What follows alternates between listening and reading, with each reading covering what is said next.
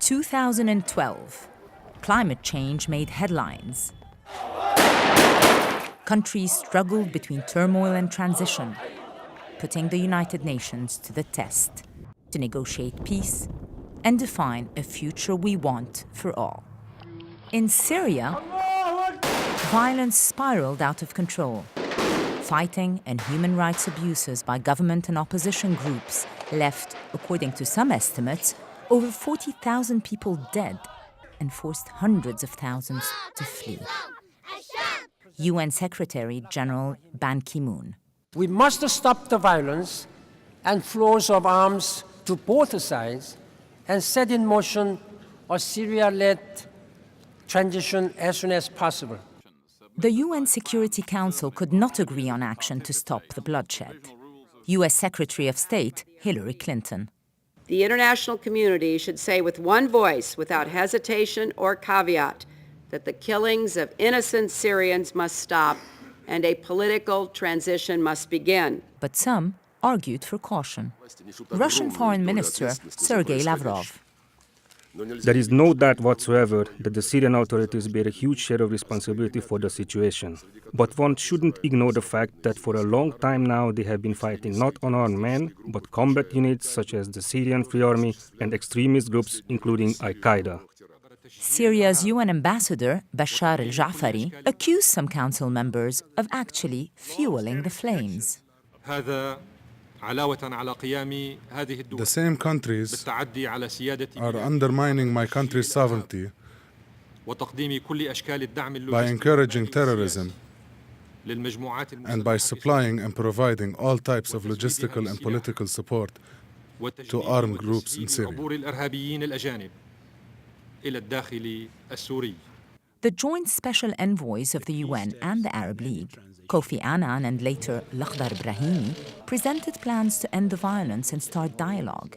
But the various Syrian parties failed to reach an agreement to end the conflict. The Security Council sent 300 unarmed observers to investigate alleged massacres and other human rights violations and monitor a ceasefire that never really took hold. While the violence continues, the humanitarian needs are escalating in Syria and beyond. The World Food Programme is scaling up to feed 1.5 million people in the country.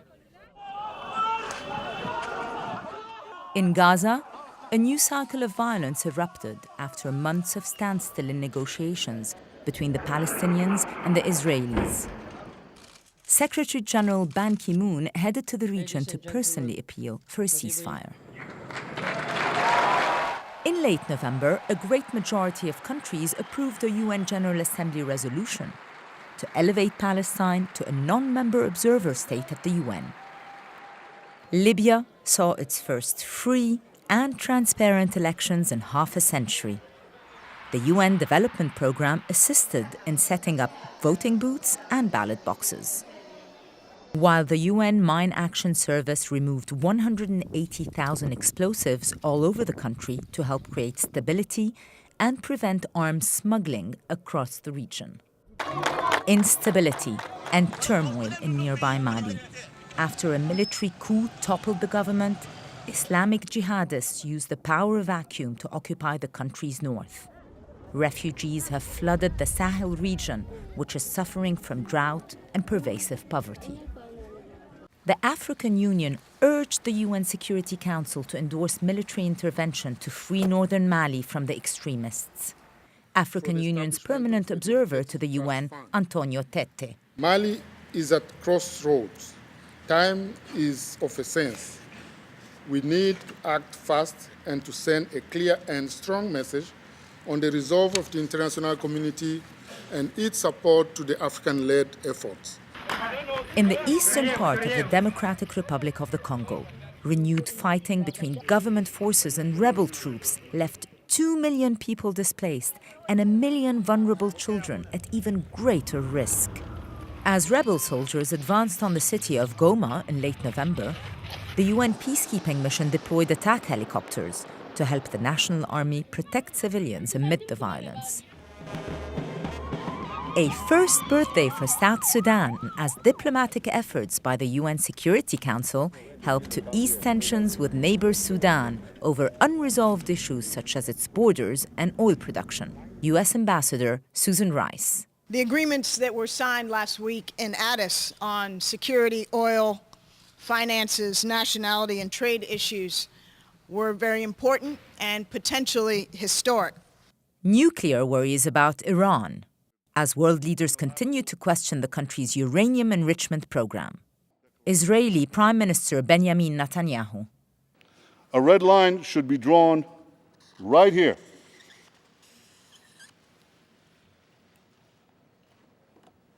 Before Iran completes the second stage of nuclear enrichment necessary to make a bomb.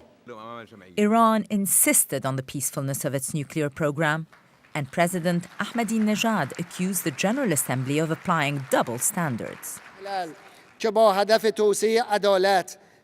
United Nations, which were created with the purpose of expanding justice and reinstituting universal rights, have, in practice, been engulfed by discrimination, preparing a supportive ground for the domination of a few powerful countries.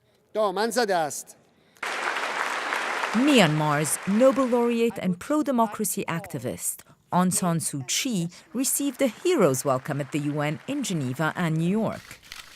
Elected to parliament after years of house arrest, she invited international aid to build a better future for her country.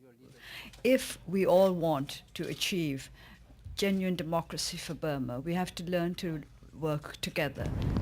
In 2012, storms and severe weather left countries ravaged across the globe. A stark reminder that the threat of climate change is real. Action on climate change was a major topic at the UN's Rio+20 summit in Brazil, where 40,000 people gathered to discuss developmental strategies for the 21st century. We are on a dangerous road.